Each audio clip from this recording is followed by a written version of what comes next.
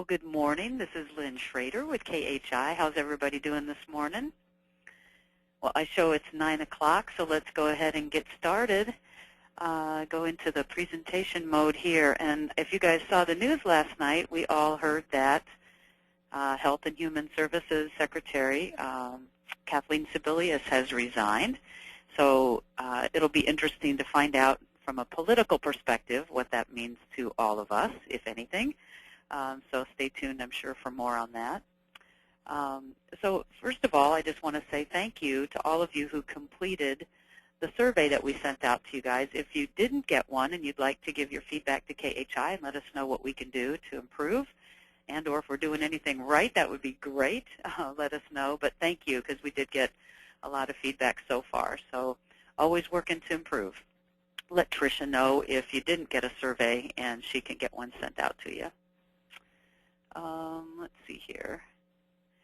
So let's, some of the basics that are going on right now is certainly with the open enrollment period changing, that it had, we had talked about and actually kind of complained about it being simultaneous with the Medicare Advantage open enrollment period.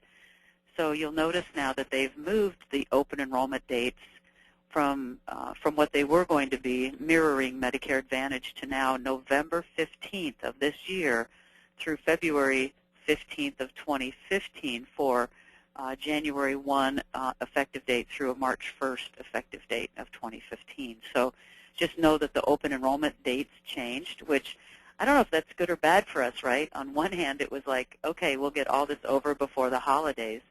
And on the other hand, it was like, oh, no, now we're going to go through the holidays with the open enrollment period. So, okay, and as you guys know, too, now, since we've passed March 31st, I don't know about you, but I'm still surprised at the number of people that think they can still buy coverage or change their coverage since it's after March 31st. So anyway, knowing that we're in our special enrollment period, or SEP, the other thing we're finding out here is that, yes, the qualifying events as dictated by the government are the same for all carriers, but the guidelines with which the carriers may implement some of those, in other words, the government has set the minimums, like you have to do such and such, but each carrier, let me give you two examples where a carrier might differ and why you want to inquire and how and why we're here to help you with that. So you don't need to remember all this stuff. You just call one of our staff members,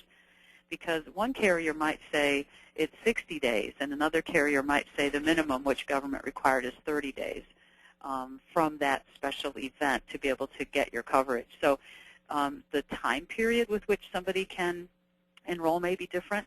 And the other thing we just learned most recently is that with some special enrollment periods, it isn't necessarily just the person having the special enrollment period that gets to enroll.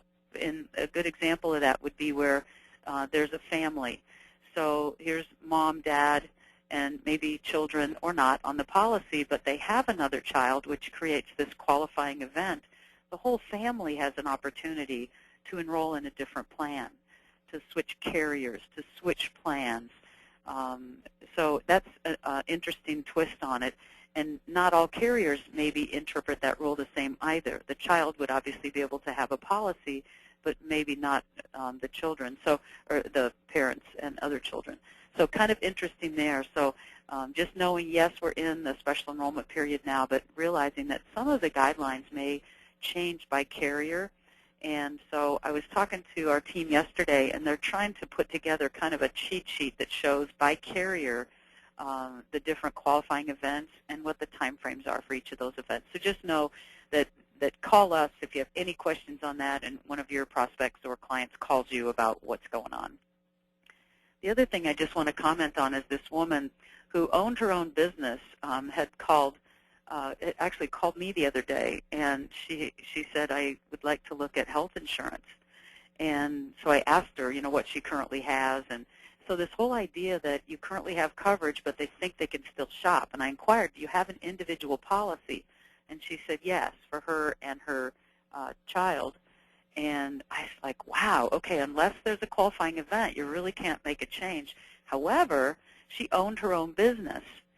So that's the next slide that I want to touch base on, because that says on this next slide that don't forget that in the shop, that's our Small Business Health Options program, right? In the shop, small businesses can buy anytime. So, and as you know, in this new world of Affordable Care Act, a business can be as small as one.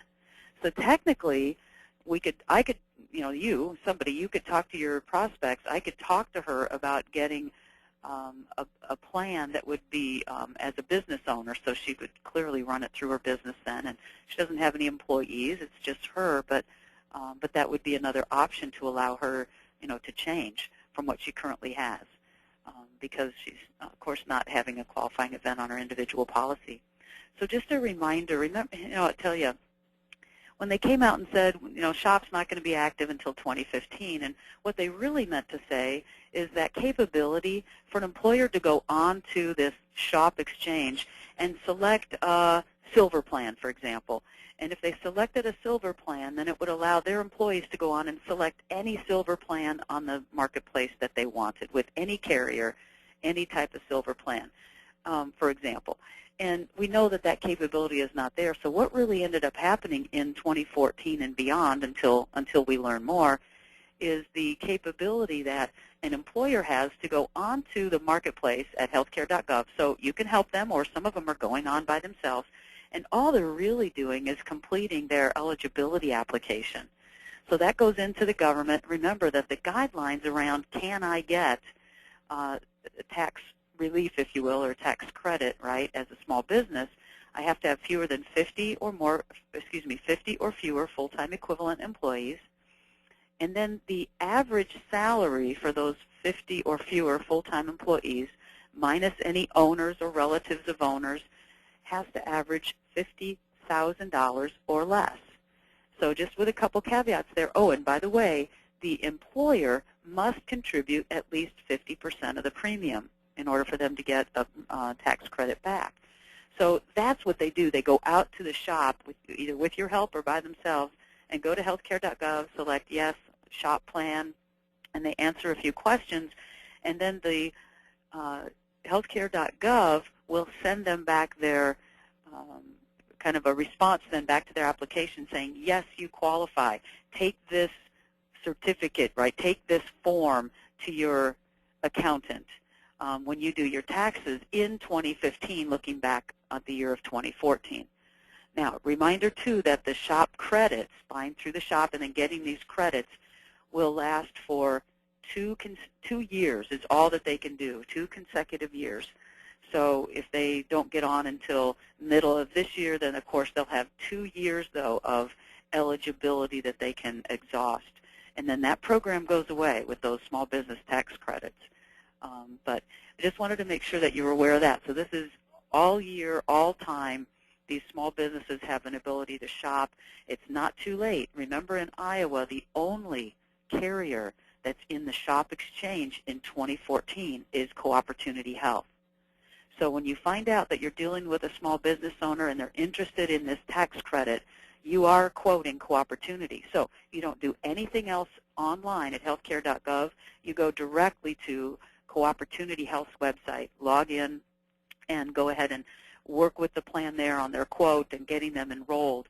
And then Co-Opportunity, and through us, let us know this, and then Co-Opportunity just needs to know that it is a shop exchange type application, so that they know, because they have to report that back to the government.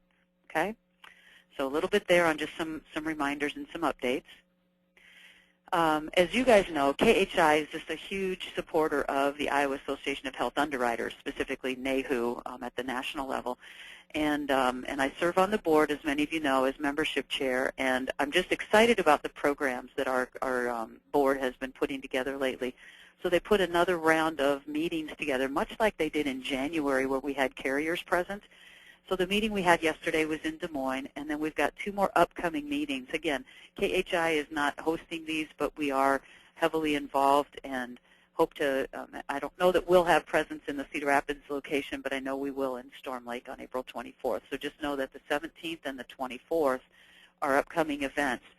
And what was kind of neat is the agenda for the event is to offer a couple of continuing ed credits, so there you go, and then also having as many of the carriers present as possible to give us updates and also give us an opportunity, almost a forum, to be able to ask questions of the carriers. So I'll give you a little rundown of the meeting from yesterday, just some brief little snippets in case you can't make it to one of the meetings, but certainly if you can go, you'll get your continuing ed and then you'll have the ability to ask some additional questions. But register at the local website there. I have posted the eiahu.org for more information on how to register. And there is a charge, but it's a reduced charge for members. So it runs in the morning like a 9 to noon type of an arrangement. Okay, so having said that, I want to remind you as kind of also a lead-in, because the commissioner is also at this round of meetings with health underwriters, Nick Gerhardt. So if you remember last month, we talked about in our update call how both Co-Opportunity and Wellmark sent out communications to agents and encouraging you and or your constituents to let the insurance division know how you feel about whether or not if you like your health plan, you can keep it, right? That's that thing about delaying the requirement to adopt ACA plans by the end of the year 2014. And as you know, this delay and what's come from the administration is to push it out until January 1 of 2016, the requirement to be part of the Affordable Care Act and have everybody onto an Affordable Care Act plan unless you're grandfathered. So really what we're targeting here are the non-grandfathered plans that have been kind of held in place, right? Whether it's a group, most of the carriers have locked in until 12/1 of 2014 with the need then to have to go to an ACA plan if they're required to on 12/1 of 2014. And most individual policies have either been locked into 12/1 or even as far as to 12/30 or 12/31. So that's what we're waiting on.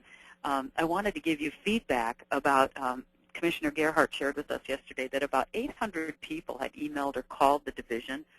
Most of those 800 had said delay.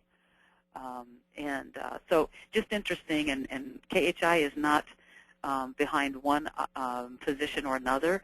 Our mantra is always doing what's in the best interest of the customer, and I think that's where you guys are at as well. And so when we stay in that vein, that we do what's best for the customer, sometimes it means moving to an ACA plan, and sometimes it means can I stay right where I'm at for as long as I can. So we support whatever's best for the customer. So I just wanted to give you feedback on that, and I'm sure it's not too late. If you're interested in communicating your position, to feel free to do that at the website or the 800 number or local number listed there.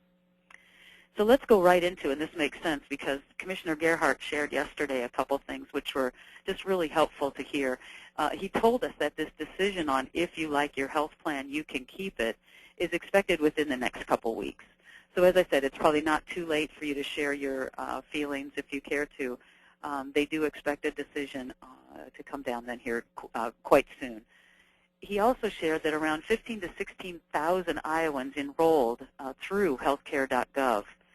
And our question was, how many of those were uninsured? You know, really the two looming questions, and maybe this is why Secretary Sibilia stepped down, because we couldn't ever get an answer on A, how many of those that have enrolled, if we really did hit the 7.1 million nationally, how many of those really were uninsured versus they had their own insurance and they got a better deal, right? And the other number that we don't know and we keep asking for is how many people have not paid. So they maybe have enrolled, they want to get these subsidies, but they haven't paid their bill. Commissioner Gerhardt felt that most of those that enrolled were uninsured in Iowa, but we don't have those numbers yet. The other question we did ask, and this is kind of interesting, so if you go to one of the next two upcoming meetings with some of the carriers, to ask Coventry and Co-Opportunity, for example, that are there, that are represented at these meetings, how many haven't paid their bill? Now, we, as a general agency of both, Wellmark and Co-Opportunity, but specifically on Co-Opportunity, we had some information sent to us about policies that you all have sold that have not been paid yet. And out of all the policies, we only had a handful that were in jeopardy of being terminated for non-pay. And it's most recently. Maybe this has happened every month. I'm sure that there's going to be some, because they do get that 31-day grace period, but then the bill needs to be paid. So it doesn't seem as though, at least within KHI and our agents, that we're having an issue with people not paying, but we'll have to wait and see what it looks like for the state. Another comment that Commissioner Gerhardt made is there's no state-based exchange is likely for 2015. What does that mean? It means most likely that we'll be still working with a federally facilitated marketplace when this next open enrollment period starts, November 15th through February 15th of 2015 for those January 1 of 15 effective dates and beyond. So that means we'll work through the FFM again. And then if you guys recall, I've had an opportunity to sit in the presence of the governor, and he has talked about the ability that he has to use executive order and create a state-based exchange where it doesn't have to go through the legislature. So it's his right to be able to use that authority or not. We know right now with midterm elections coming up this fall, and there's just not a lot going on in our legislative body right now. And so we don't see, and that's why I think Commissioner Gerhardt is saying, we just don't see it's likely that anything is going to happen or pass, that the governor has said he couldn't see anything in place at a state-based level until 2016. It would give us enough time to create our own technology infrastructure, all the rules and guidelines, et cetera. So I have to believe that. I know that's on the governor's radar, and he is a huge proponent and fan of the agent community. And the feedback we've given him is we've got to have an exchange that is agent-friendly. And we know we don't have that today in our federally facilitated marketplace. So we've learned a lot about what we don't want, and he hears us, and he's listening to our voice. We've got his ear. The other thing that Commissioner Gerhardt shared is, what about small groups? And the small group definition today, 1 to 50, potentially going to 100 in 2016. Each state has the ability to make that decision. There's feedback right now that I know they're hearing from some small businesses that might be in that 50 to 99 or 51 to 99 space, saying we don't think we should be part of a small group, or we should be part, and what does that mean? So that'll be looked at, and as we all, as agents, are sitting down and talking to our prospects, especially in that 51 to 99 space, what does it mean to them to be considered a small group? And there's some pros and cons. So you're going to hear more about that, I think, over the next several months throughout this year and into next year about Iowa, the state of Iowa, moving that threshold of a small group up to 100. And then Commissioner Gerhardt also reminded us that, rates are going to start to come out from the carriers for the 2015 products. And if he reminded us, if it's over a 6.1% increase in rates, then they need to send out the notice, then there's going to be a public hearing, et cetera. So as you know, the insurance division has to approve all rates for all carriers, but there's those parameters if the rate increases are large enough.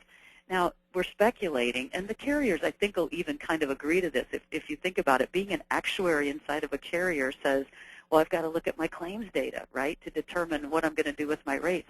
And if you think about it, the amount of claims data that any of the carriers are going to have on their ACA plans prior to them needing to submit their rates is just a really small window. And I apologize, and you can ask the commissioner if you show up for one of these other meetings. I thought it was June 1 they had to have their rates submitted. It may be July 1, but I know it's coming up this summer. And so anyway, so I just know that the rate issue and the ability to do much different with the rates based on claims is going to be an interesting one to see how the carriers react to that, because they just won't have a lot of data.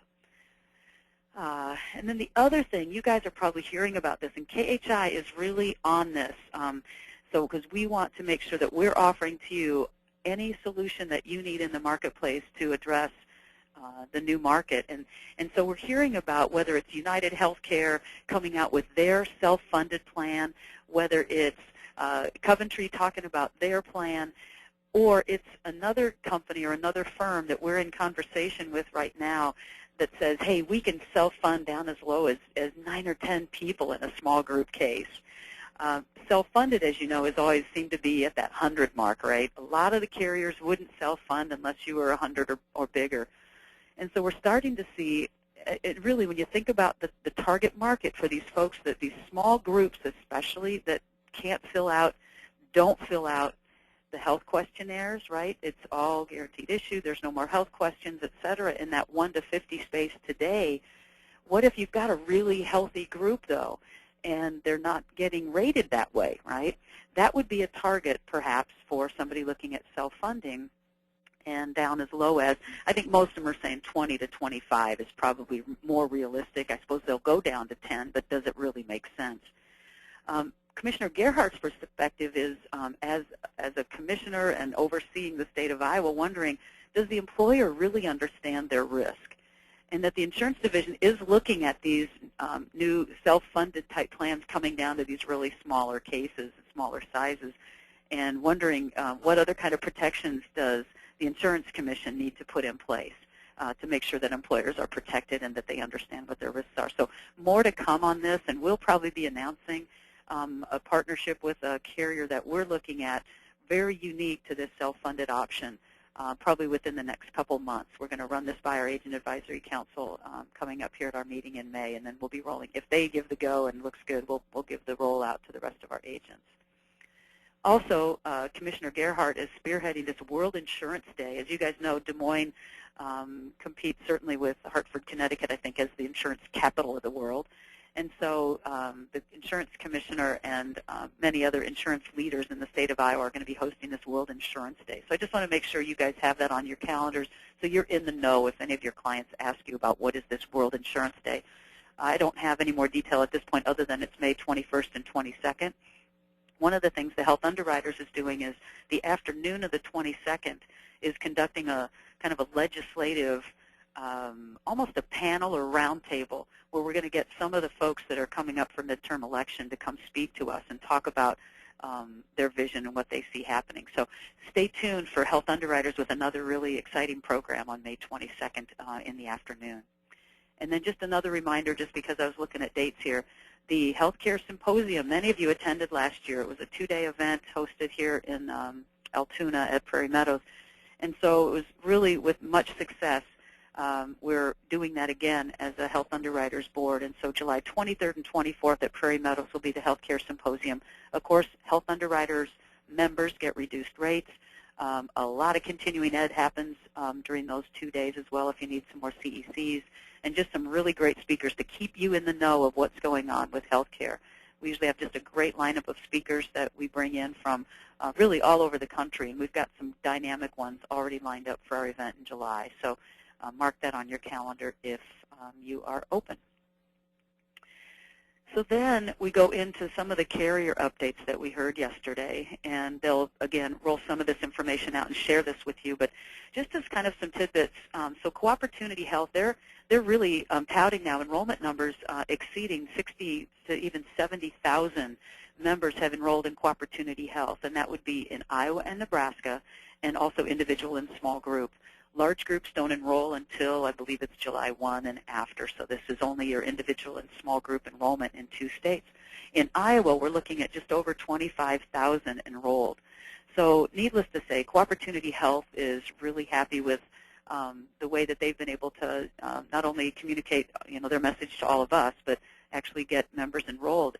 And I know a lot of the hesitation was this is a new health plan, but people have tried it. They feel confident with the network and the company behind the folks behind this company. So great numbers there. And then one of the things, especially as we kind of wind away from the open enrollment and some of the chaos, and we move into spring and summer, that a nice reach out or reminder to your members of the 3 for Free and the Healthy Rewards.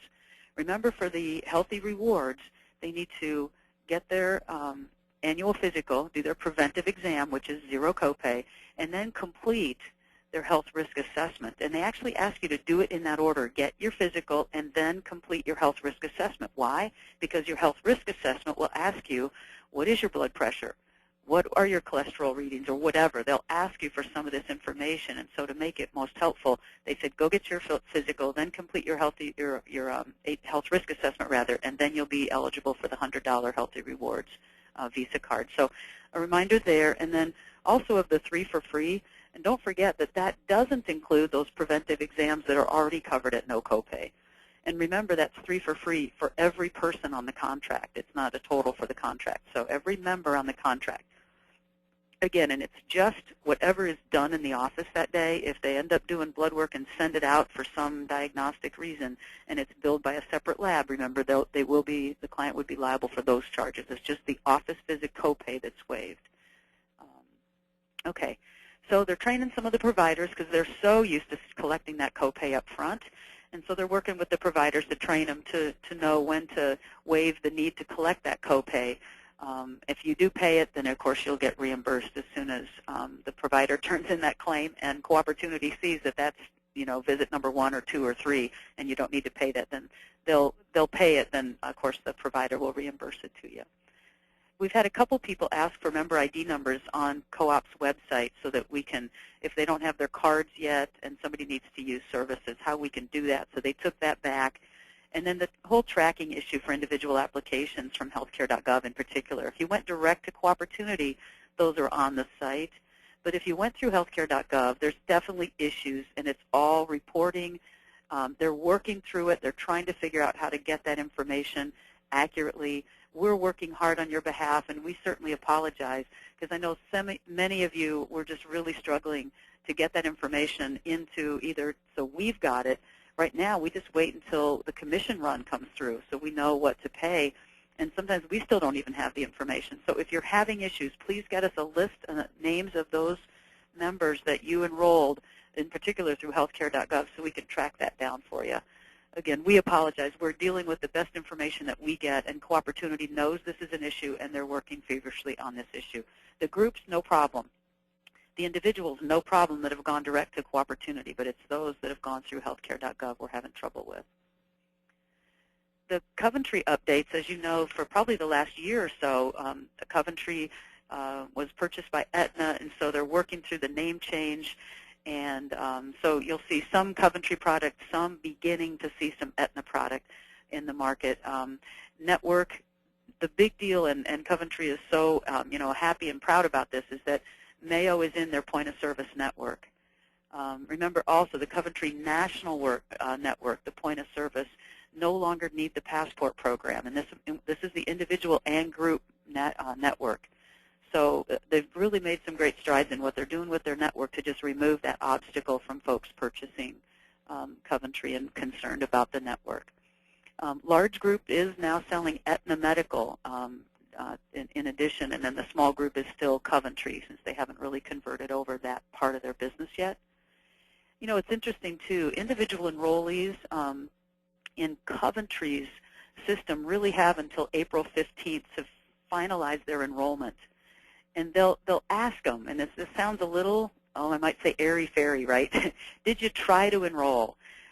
If they had their application in to healthcare.gov and they didn't get a plan selected, Coventry's trying to work with them to get them in. So they did extend their time frame to get some folks who did try to enroll, get them into the, get to finalize their enrollment. So if you have an individual like that you think might be questionable, just call our office and let us help you through this process to try to get your members enrolled.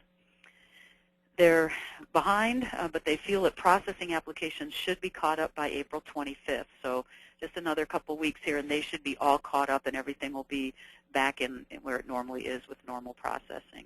Okay. And then last but not least, Wellmark reported out that approximately 25,000 members have enrolled in ACA plans through mid-March, and I think more are coming in. Of course, they haven't processed everything through the end of March 31st. But that's what they've got so far. The Enhanced Blue 3000 is the most popular plan, which I just found interesting. They acknowledge that the Q system, which is quote, update and enroll, is being enhanced. They delivered over 600,000 quotes through the Q system to date. So I think they acknowledge that that it needs still some updating, and they're enhancing it, but it has been kind of a workhorse here in delivering the online quoting and enrollment that they'd hoped. So now see, here's the difference. So for the special enrollment period, Wellmark wants you to know that right now for special enrollment, paper applications need to be used, and they've also opened it up to allow 60 days to enroll. The government's minimum is 30 days from the date of the special enrollment event, if you will. So again, this is where some of the carriers differentiate themselves on how they're going to handle the special enrollment period. So again, just call our office if you have any questions at all about how special enrollment periods need to work. We're here to help. So just another reminder, too, of KHI agents. Right about January 1, we locked down our site with several of our tabs. So not only our news tab, our carrier links and forms tab, but also our videos and slides tab. And I want to highlight, I just went through the slides yesterday. I was not able to attend Wellmark's webinar, but this was the third in a series of webinars that Wellmark did, really targeting that large group market. Remember, large group now being 51 plus. And so this one they did yesterday was the third in a series of employer shared responsibility. And this one was called the Final Rules Debrief. And I found it really, really informative. I went through it, and we've got this posted now on our website under KHI Agents. Click on the video tab and just go down to slides, and then you'll see all three of the Wellmark series there listed. You'll see the other updates that KHI does on a monthly basis, so you can look at our presentations, our slides there as well, but you'll also see the Wellmark slides. So this one was fantastic. You know, if you've got some of those large employer groups that are still painting with, am I going to offer this or not? Do I have to or not? Pay or play penalty. How do I count my people? Do I have to offer this person benefits or not? All those conversations and all of those things really let us help you, but start maybe by going to these presentations, because I think you'll find them especially helpful. And of course, Wellmark has always been really, anxious to share this information with us on all of this interpretation, if you will. And okay, so there you can look there. And then another Wellmark update that I shared with you guys last month was that Wellmark is looking to reduce the number of contract holders. You know, it's interesting because they're probably not only going to reduce the number of wholesale and or retail contracts. I don't know about the retail world. I'm a wholesaler, so I know that we got our request for information to say whether or not we wanted to continue to be a wholesaler for Wellmark, and of course we do. And so we responded to that request for information over, gosh, I think it was March 20th. We sent that in. It was due on March 24th. So in their process, they're going to be awarding these contracts sometime this summer, but they're doing a couple passes. So their first pass, they plan to announce the week of April 21st that they've awarded them the next, that these companies can go on to the next phase, and then I believe there'll be an RFP and then a presentation that we'll give to Wellmark as to why we should be a wholesale contract holder. The other thing, it'll be interesting to see that that in the same time this summer, once all of the wholesalers are awarded and then communicated, you guys will hear it. I mean, you'll hear it from us, but you'll also be hearing it from Wellmark, because all agents then will have an opportunity to change general agencies this summer. Now, that's what they've told us. I don't anticipate that changing, because when you have this kind of, I call it, apple cart upside down. And I'm glad they've waited, right, until after the open enrollment, and they're going to try to get this done before the next open enrollment, and or we get crazy with a lot of 12-1 renewals for our groups. But this apple cart will be turned upside down, and all agents will have an opportunity to move to another general agency. And we've kind of anticipated this for the last several years. I just remember when I worked at Wellmark, I was supportive of this, because I knew there were a lot of agents that felt stuck where they were, and they wanted to be able to switch to a new general agency and maybe get a different level of support than what they had been getting. And so we've always been a proponent of this, and that means that we could lose some KHI agents as well, and we understand that, which causes us each and every day to work really hard to earn your business. So we'll continue to do that, and we thank you for your business. And if you choose to stay with us, we thank you for that. And we think there will be an opportunity for many agents that might be looking for a new home to hopefully land with KHI if they see us as a fit. And we just want to remind you that we continue to offer and have always offered since, goodness, I think it was probably 3 years ago we started this Refer an Agent program. So for any of our agents that are KHI agents that refer another agent to us, and they either write a case or bring a piece of business, in terms of a book transfer, we'll pay you $250 for each agent that moves to KHI. So again, that's been our standing promotion, and I just wanted to remind you of that again. So I will keep you guys posted as to the progress of this. I mean, you know, we're not arrogant to say, I'm sure we're going to get a contract, but we feel very confident that we're a great fit for Wellmark, and we want this wholesale contract in the worst way, right? So we're doing everything we can to make sure that Wellmark understands our value proposition to our agents and what our wholesale business is like. So again, thank you guys for those of you that responded to our survey, because we did ask you for a testimony. If you would give us your name so we could, that was your authorization to use your testimony if you made any comments on the kind of service that you get from KHI. Because we're all about making sure that our carriers know, in particular in this case, Wellmark knows what our agents are saying about us. And so anyway, thank you again for that. And if you haven't given us a testimony and you'd like to, just shoot me an email. And with your name authorizing, I authorize you to use this testimony, then that would be great. So thanks for that. And we're at about, I've got about 10:40, 10:45, something like that. And so now's usually the time where I'd like to open it up to any questions that you might have. And since it always gets a little difficult to hear, I'm going to look to our chat so you have a chance to type in a question. I'll look for that. But I'll also look for you. I won't open you all up. I'll just go ahead and ask that you raise your hand, and then I can unmute your microphone. So let me, it looks like I've got Amber. Let me see if I can get your microphone open here. Are you there, Amber? Can you hear me? I can. Good morning. Oh, great. Okay. My question is, can we do a group policy with just one person who is an owner? Because I was under the impression that they had to have I can't remember the word, like one non-affiliated employee to be able to do a group.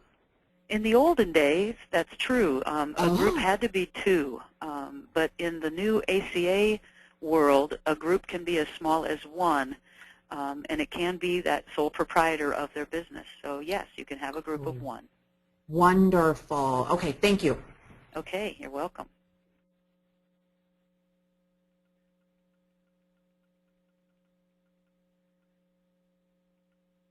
And I've just unmuted your line. Dan, are you there? I sure am. Two questions here for you, I guess. I don't know if there were supposed to be slides, but I couldn't see anything during the presentation. So one, where would we go to contact Gearhart on our opinion of whether the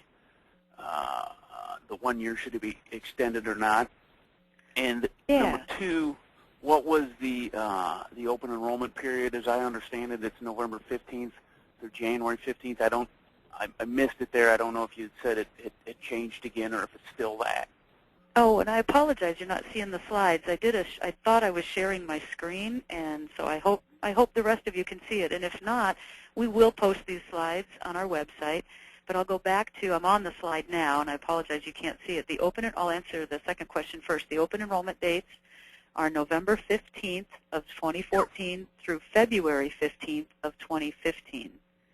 And if you recall, what they were going to use were the same as the MedAdvantage, the October 15th to December 7th.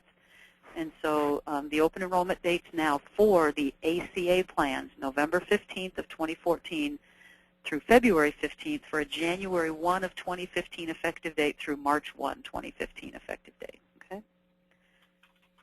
And then the second question that you had was around how to communicate to the insurance division, and on that, I'm just on that slide now, and again, I'm sorry you can't see it, there's an 800 number, and I'll give it to you because I know you're calling out of town, so it's 877-955-1212 would be a number into the division. Otherwise, the link that we have on here is interesting. They have it under, you can go to the www.iid.state.ia.us. That would be the Iowa Insurance Division. And so it's www.iid.state.ia.us. And then it shows here file a complaint / online form. So if you go to the insurance division, you can see the tab for filing a complaint and the online form. That's the way that they get their feedback electronically. Not that you're filing a complaint, but you're filing your opinion. So otherwise, you can use the 877 number. Anything else, Ben? Thank you. That'll do it. Thank you. Okay, you bet.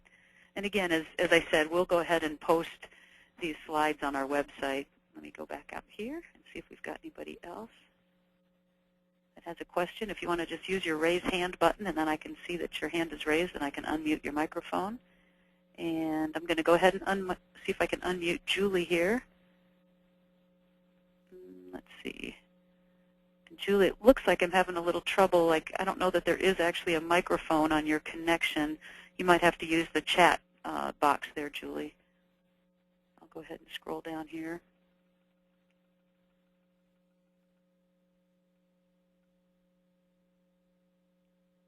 Okay, look and see if we've got any more questions. Type your question in.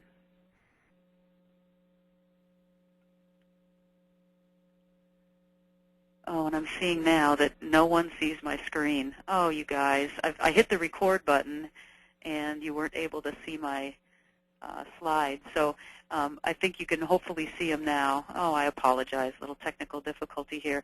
And I'm just going to go back to the answer that I'd given for Dan here, and I'll just kind of quickly go through. There's the open enrollment dates and the effective dates accordingly, and then the shop updates, of course, that we talked about, and our Health Underwriters program, and there's our the web address for registering for either of those programs in Cedar Rapids or Storm Lake that are coming up. Again, really, really good meetings if you get a chance to attend those. And then there's the information about the insurance division.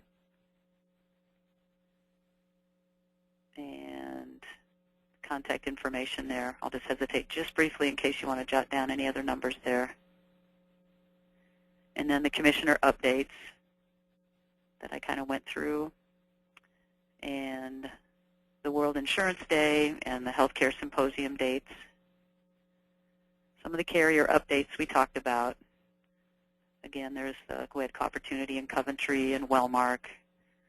And then the employer shared responsibility, third in the series of slides for Wellmark there that'll be posted on KHI Agents under videos, and then just click on slides and you'll see all the slide presentations. That's where this presentation will be as well.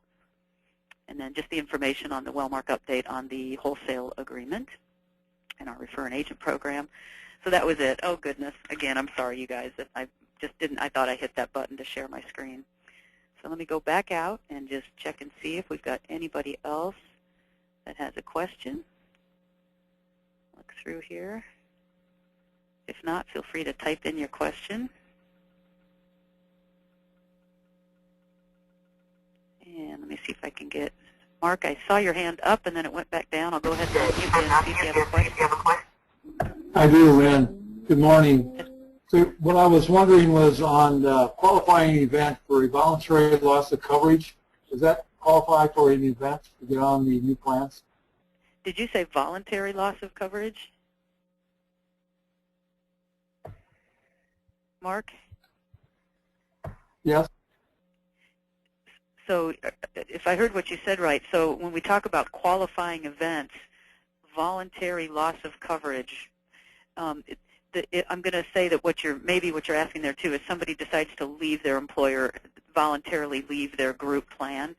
That is still considered loss of group coverage, so that still is a qualifying event whether they voluntarily or involuntarily lose group coverage. So that would give them an opportunity to sign up for their own individual plan.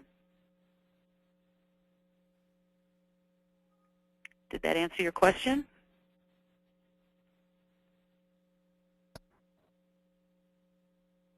Okay, I'm going to assume that it did. Yes, you did. Okay, great. Thanks, Mark.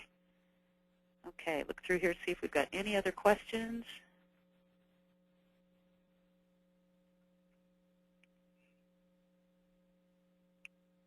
Okay. I'll do one more little pass through here. It's good to see your names here on my list. Thank you guys so much for attending, and please give me any other feedback if you find these helpful or not, or there's other issues or topics that you want to make sure that we address. And let me, oh good, I see a question here. Frank, I've got you unmuted. Go ahead, Frank. Good morning, Lynn. Good morning. A piggyback on Mark's question, I'm in the process of working with a person who is losing their group health insurance at the end of April. And I understand we have to have a letter from the carrier showing that the coverage ends. How soon will this letter be coming out, and can that be submitted after the application submitted in? If I understand what you're saying, Frank, it's really around the documentation that allows somebody their qualifying event, right? Yes. Yeah, and I'll tell you what, the paperwork that would be coming from an employer, as we know, and this is even true with whether it's that certificate for credible coverage that a lot of times we used to need in the olden days to make sure there were no pre-existing waiting periods applied or pre-existing conditions. And so I think we're in that same bit of a conundrum with this. So we're going to apply the documentation that we need will be required and be sent in. I know on Co-Opportunity it talked about they can upload that document. If we're doing something on a Co-Opportunity website, when we're doing that, that can be uploaded. But otherwise, you're right, there's a little bit of a lag time there. And I guess what I'd ask is that depending on the carrier, and that's where I'd ask that you just please put a call in to our office to find out the time frames that we can work with there. Many of them have said 30 days from, you've got 30 days to apply, but how much time are they giving us to be able to get that documentation in? And some are giving 60 days to apply. So it's kind of by each carrier. So I'd say in this case, Frank, if you've got a situation like that, go ahead and call the office with that specific carrier, and we can get the actual dates and time frames that we need to have everything in and what documentation we need. Okay, thank you. And I'd also like to say that I think these webinars, with everything changing, I hope to see us continue those on. I think they're a good refresher every month to keep us up to date. Great. Thanks, Frank. Well, I plan on keeping going. As long as there's information to share, I plan on doing it. So thank you. Okay. Let's see if we've got any other questions. Feel free to just click your raise your hand button there, and I'll unmute your microphone.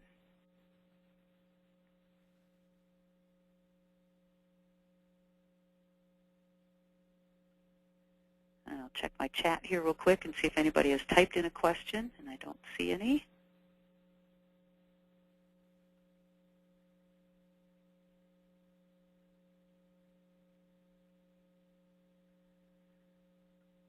One more check here before we disconnect the call. It doesn't look like anybody else has any questions. If you think of something, of course, feel free to send me an email. Our team, our staff is on standby waiting to help you guys, especially now with the special enrollment and the differences between all the carriers and what you need. So just feel free to give us a call and let us know your specific situation so we can walk you through it. And other than that, I guess I'll just say have a great weekend and a great rest of your day. And thanks again for your business and your trust in us. And we'll look forward to talking to you guys next month on our call if we don't see you sooner. So thanks, and have a great one. I'll get this posted to our website hopefully later today, if not first thing Monday. Okay, take care, everybody. Bye-bye.